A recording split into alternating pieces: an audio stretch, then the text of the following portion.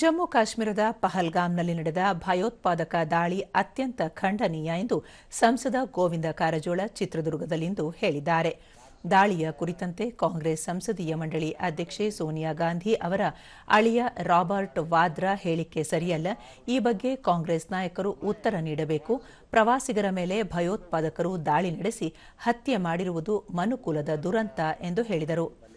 ಜಮ್ಮು ಕಾಶ್ಮೀರದಲ್ಲಿ ಭಯೋತ್ಪಾದನಾ ಚಟುವಟಿಕೆಗಳು ಹೆಚ್ಚಾಗಲು ಈ ಹಿಂದೆ ದೇಶದಲ್ಲಿ ಆಡಳಿತ ನಡೆಸಿದ ಕಾಂಗ್ರೆಸ್ ಪಕ್ಷ ಕಾರಣ. ಅವರ ಅವಧಿಯಲ್ಲಿ ಬಿಗಿಯಾದ ಕ್ರಮಗಳನ್ನು ಕೈಗೊಂಡಿದ್ದರೆ ಜಮ್ಮು ಕಾಶ್ಮೀರದಲ್ಲಿ ಭಯೋತ್ಪಾದನಾ ಕ್ರಮಗಳು ಹೆಚ್ಚಾಗುತ್ತಿರಲಿಲ್ಲ ಎಂದು ತಿಳಿಸಿದರು. ಪಂಡಿತ್ ಜವಾಹರಲಾಲ್ ನೆಹರು, ಮೋತಿಲಾಲ್ ನೆಹರು, ಶ್ರೀಮತಿ ಇಂದಿರಾ ಗಾಂಧಿ ಅವ್ರ ಮಗ ರಾಜೀವ್ ಗಾಂಧಿರು ಅವ್ರಿಗೆ ನಾನು ಕೇಳಲಿಕ್ಕೆ ಬಯಸ್ತೇನೆ. ರಾಬರ್ಟ್ ವಾದ್ರಾ ಅಂತಕ್ಕಂಥ ಸೋನಿಯಾ ಗಾಂಧಿ ಅವರ ಅಳಿಯ ಹಿಂದುತ್ವ ಮತ್ತು ಬಿಜೆಪಿ ಕಾರಣ ಕಾಶ್ಮೀರದಲ್ಲಿ ನಡೆದಿರ್ತಕ್ಕಂಥ ಭಯೋತ್ಪಾದನೆಗೆ ಕಾರಣ ಹಿಂದುತ್ವ ಮತ್ತು ಬಿಜೆಪಿ ಅಂತ ಹೇಳಿದ. ಇದನ್ನು ನಾನು ಖಂಡಿಸ್ತೀನಿ.